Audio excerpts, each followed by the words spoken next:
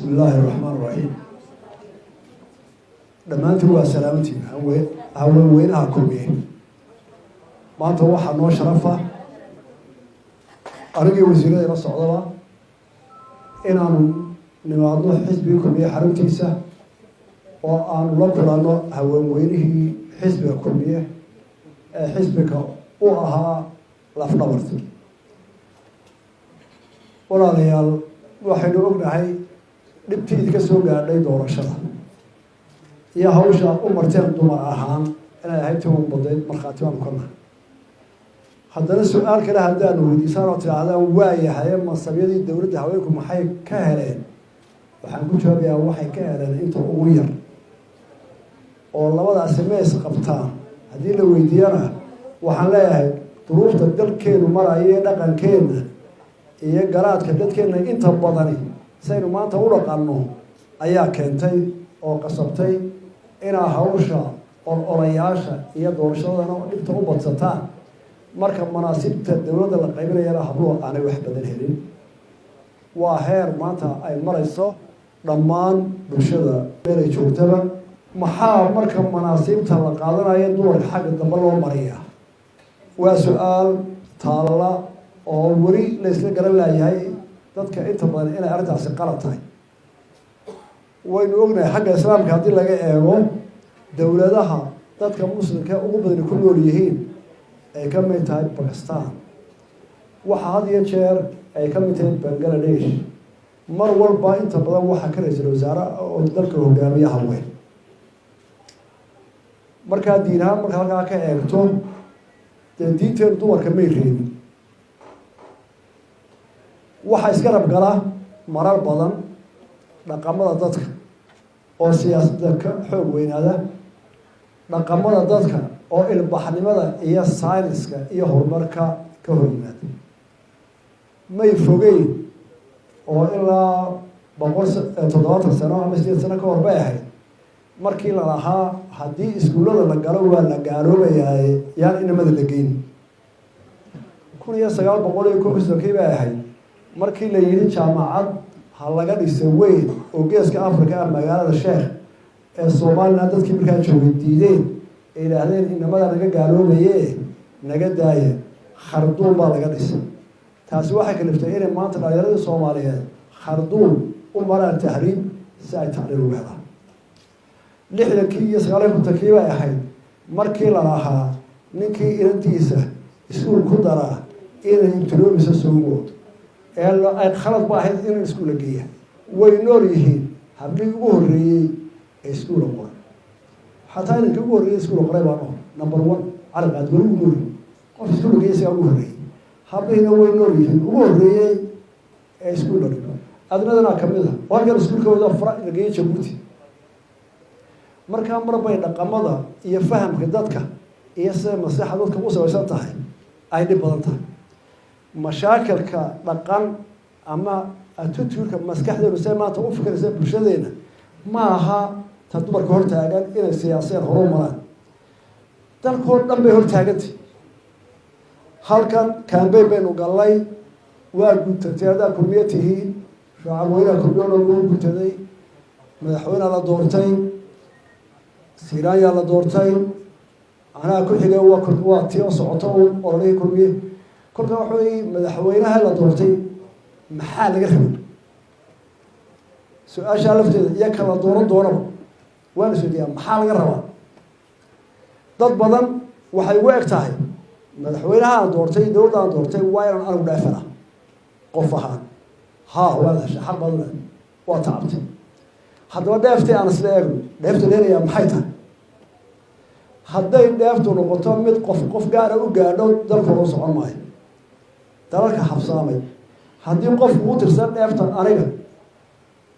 waan soo halgamay kulmiye maalintii la bilaabay ayaa joogay maaluba 4 kilomitir baan halka usheegay soo lugeeyaa caafimaadkayga waa ku xumaaday shantaydii caruuraha jaamacaddan dalka kaga saaray midna shaqo ma hayo anigu wax dheef kulmiye kuma hayo maaluba soo kacbaa leeyahay waad damqanaysaa wallahi waa qofkaas mara xaq u saa u leeyahay gabadhaas laakiin tukala la dhigaya waad halgantay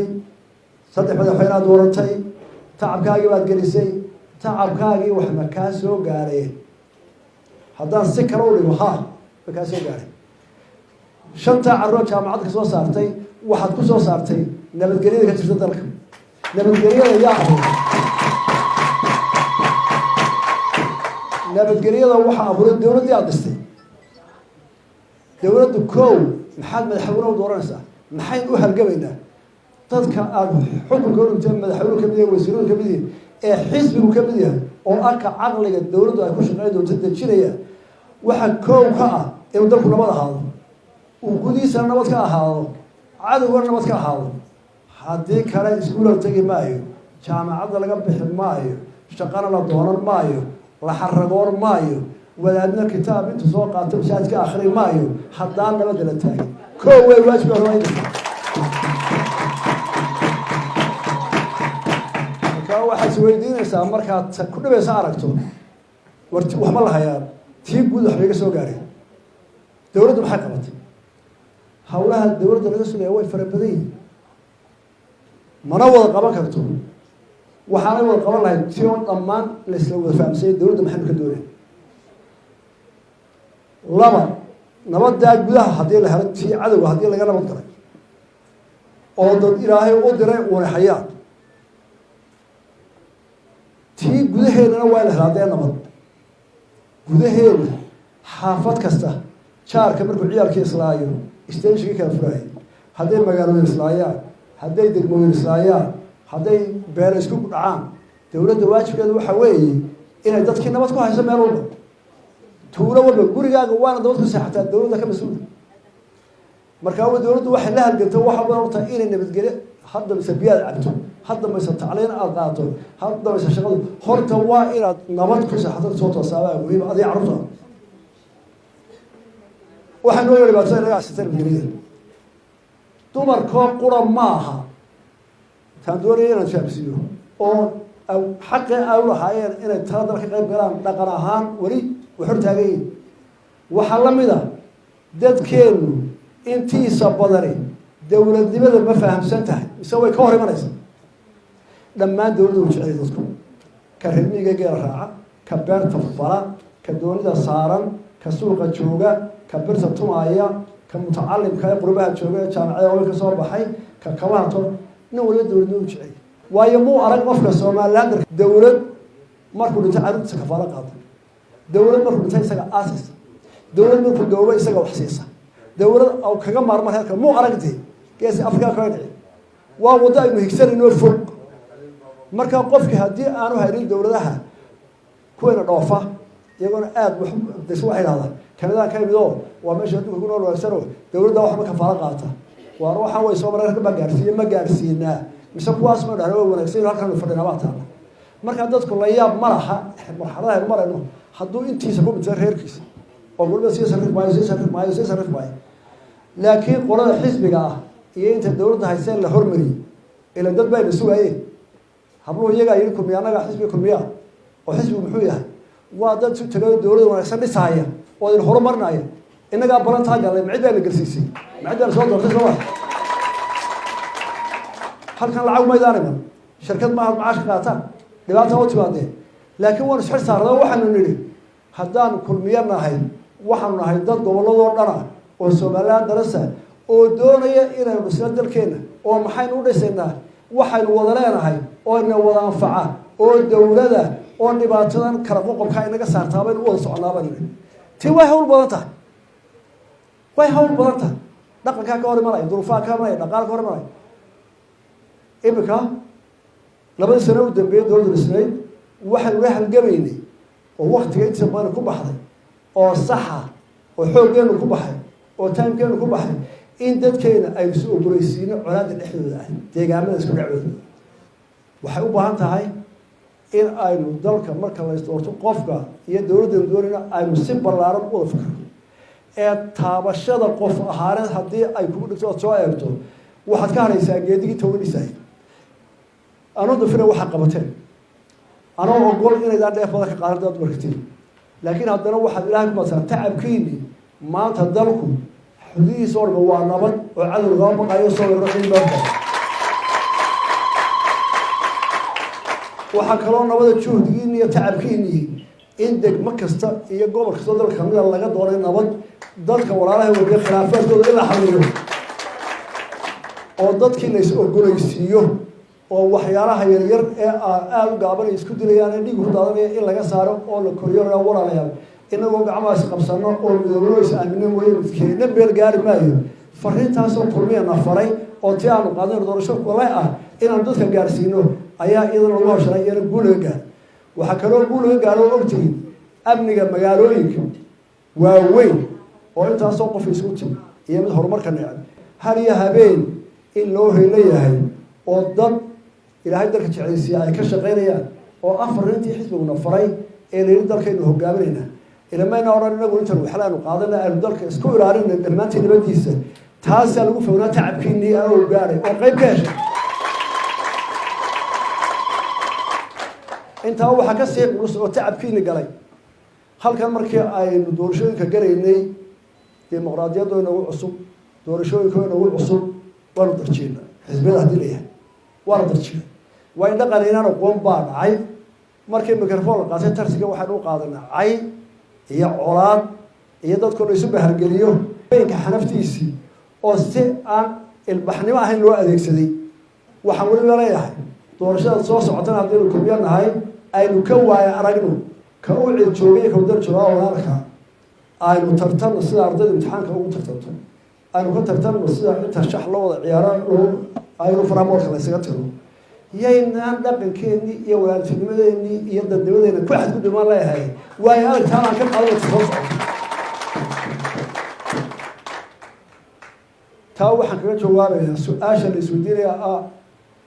annagu haddaanu dumarka nahay maalinta bacadka ee doorashana waana loo yeedhaa marka la tagana waa la jeedsaa waxaan leeyahay dowladda kulmiye ee kasoo bilaabanta 2010 ee 9 sano dalka wada iyo dowladihii kale ka horreeyayba dowladuhu waxay qabtaan oo u dadaalayaan qaybta u badan iyaga wax u tartaa waa dumarka waayo dumarku nabadda iyaga ugu jecel waayo colaadaha iyaga ugu nugul waxay u baahannahay talaweyn dhowra haddii aan la isla fahmin dadka wax wadanay dee waxba hore u socon maaya dadka wadanahi waa inay isugu tagaan in la helo iskuul wanaagsan dhaqaala loo baahan yahay dhaqaala yaa abuuraya xoog yaa muruq maxaa abuuraya caqli haddii dadkii xoogga abuur lahaa inana qayilayso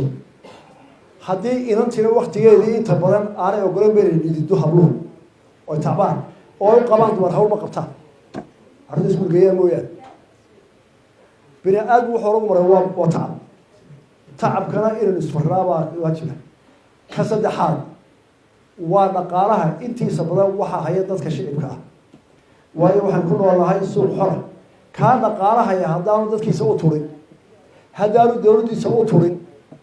haddaan dhaqaalaha dadka uu ka helay aanu qaybtooda kusoo celin oo isna uu dantaa xubso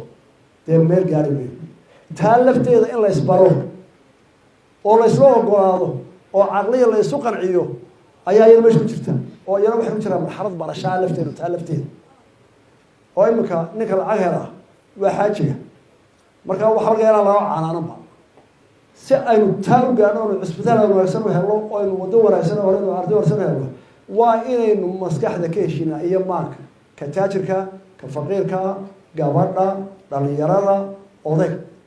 haddaynu halkaa gaari weyno inteed baan israacimnay inta badan haddii halkaasu raaci weydo meel ku gaari mayno hay-ad baa caawinaysa iyo cid baan mucaawin ka sugaayay waa laga soo gurmaday walaalayaal waxaan xusuusinayaa abaaraa dhacay 3 sano ka hor dadkii abaar ku dhaceen meelaa la dejiyay bacaa loo dhisay waanu isku afgaran kara leedahay dad badan aniga waxaa jira hay-adina waa lagu soo gurmanaynaa wax yar bay siyaabishi oo ha dhiman oo ha noolaan xoolo looma dhaqin oo tacbiyi ku noqon maayo farsamo lama barin oo shaqaysan maayo meel looma qay waa jaha wara kale dhaqanaynaana ku walaal waxa intaa waxaan kaga baxayaa su-aashii aynu isku lahayn madaxweyne ku dooranay tikee hore siinaayana dooranay dowladda kun iyo 9 bay maraysaa suga u baanan lahaa maalinta foodkana waa lagu soo qoray maxaana loo qabtay wax aan qofkii soo gaadho dalka waanu kala weyn tii guud baan u rafanaa oo ilaalinaa iyadana qaybteedii soo gaadhay maanta doorasha ay imanaysa doorashadaas waxaan jecelahay ramadaanta hadday maalmaha u dambeeya dhaafteen aan lagu dhaafin waayo haddaynu doonayno inuu dalku horumaro ubadkeena aynu uga taagno dawlad ay mahadiyaan iyo mustaqbalka dambe wixii bini aadam tijaabiya la soo maray baynu maraynaa meel cusub oo gaaban kaga boodi kara mayno taasina waxay tahay in tala dalka la wadaago oo maxaa tala dalka lagu wadaagaya waxaa lagu wadaagayaa 5 sano markii lagu ballamay in doorashada dhacdo haddii koox la doortay ay tiraa dhici maayo intaan doonaan joogaya lagu heshiin maayo dawlad ku noqon mayno waan isku qabsanayna dib baan ugu dhacayna maanta tibaa horta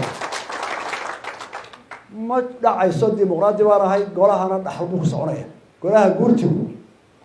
oo la doortay kuwii madaweyn lagu doortay waa 4 sano ayaa jooga inankiisa waa dhaxlay kii labaad baa dhaxlay kumaynaan heshiin halka kale umaynaan gelin in boqortooyo qof la abuuro qof dhaxla waa doorasho wax hore xilka mar baa mutaabanaya u bedelaya xilka kaayaan waa aqbala waa khasab la kala xishoon maayo la soo tuli maayo xilka dalku ka dhaxeeya qofku waqtigii loo dhiibo soo celiyo 5 sano doorano golayaasheena oo dhan golaheena baarlamaanka waa la kala baqan ma la kala xishoon 15 sano xaq loo maleeyay shabab doon hadda wax wanaagsan qabateen waa ku amaanantii taariikh baa yeelanaysa haddayda wax wanaagsan qaban oo dhalinta dhalishaaleedii laakiin qaar kale tijaabinaya dawladda hoose waa lamid horta waxaan doonaynaa inaynu xaqiijino madaxweynayaashu waa lamid waxaan doonaynaa inaynu xaqiijino waqtigii la doortay doorashada in waqtigeedii soo celiyo si loo jaabiyo kolba qof wanaagsan oo aanay fawda dhicin oo aanu isna kursiga ku muusanaabin mid kalena ku raacin waayo kala dooranaya waa isku mid qof walba la tijaabinaya oo maanta kolka la tijaabin baa la yaqaano maxaad ka tagtay waa qodob oo waqtigoodii baa jooga labada golaw waa muddo dhaaf aan macquul ahayn كل قولها الدولة وصلوا والله واصل دورش كده كل هذا دورش ينقلنا إسرائيل قرر دورش ينقلنا تقول تنا والله ويانا والله هني وضعنا بدورنا وحب بعتها وار مركنا واحد دورنا إنه أي نسوي عن واحد دورنا قياس أي دورنا نسلهم قف كاس الشغال أيرو يقانا هلا ما تينو تلا ولا دورنا ولوجنا كان بيك الصعود haddii maanta la eegi waayo yaa arrintaa ka bixi karaya oo la isugu tagi waayo oo tan laga dhiibo waayo halkeenu baan haddana unbay jooga cabashadii shalay dhaantay wallahi kuwii hore la qaatay bilaash waa yarag baxay raggii wanaagsanaa raggii halkaa ku jiray berigii bilaash baa lagu ciyaar iminka waxaan ka soo baxay qolada qabanqaabada waxaan isla waafaqsannahay oo inu kulmiyahaan isla ogolnahay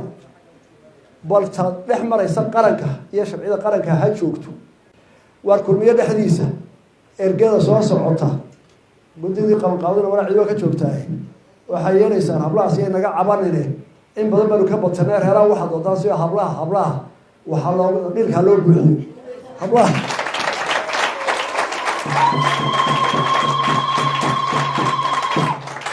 waan leeyahay waan isku raacsanahay ma aha mid ay ku beeran xawsanayo horena kulmiyo uu ahaa waan ogolahay habluhu inay ka mid yihiin dadka أي ولي كتير بديه وحلولي هدي وزارة الربا رجوا يكهر بديه وأنا كخسارة يريه شغال هدي لود يقول نختار هدي لو خمسة وقال كهرة تاج عشرة وكان حارس باطن قادم كي يقول ضمبيه أداء إسرائيل فلا حنتي سوى لو حريرة صومه فلا حنتي ما موجيه ولا لو حريرة ما حوينه الدبر كمان علو جيد بس كحرة ولا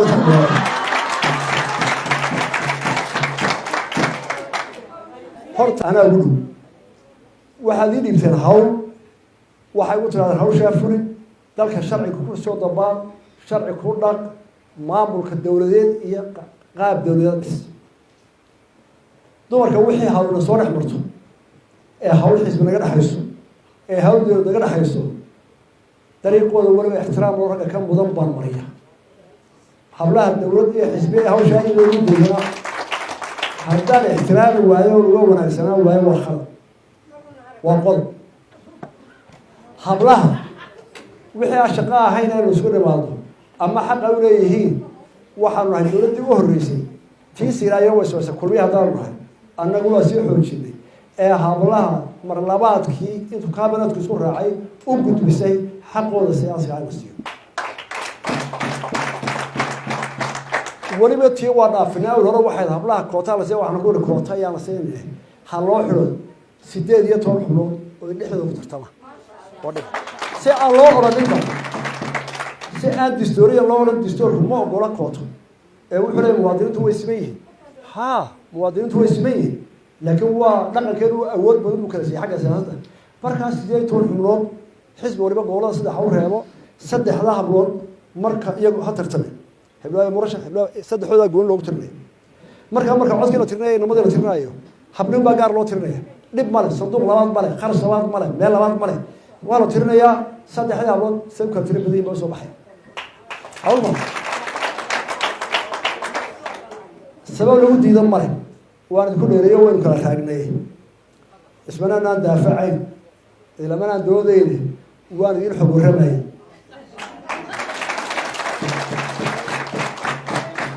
waxaan kusoo koobayaa alxamdulilah dalku nabad buu joogaa gudiyadooda waa nabad ilaahay roob buu nasiiyey barwaaqo doorashadii waynu tawaabisheynaa waxaan isku dardaaraynaa in dadka Soomaaliland wada leeyahay bariga galbeed inaynu taa aamino inaynu wax ku darsanno inaynu iska dayno qoqobka iyo xaafadda oo dalka wada gaarsiino meel sare oo waliba qolada caasimadu hormooda ka muuqato qolada caasimadu ilaga caasimada qaatay magaalada noqday ayaga lagu soo bato lagu soo ururay والسلام عليكم ورحمة الله وبركاته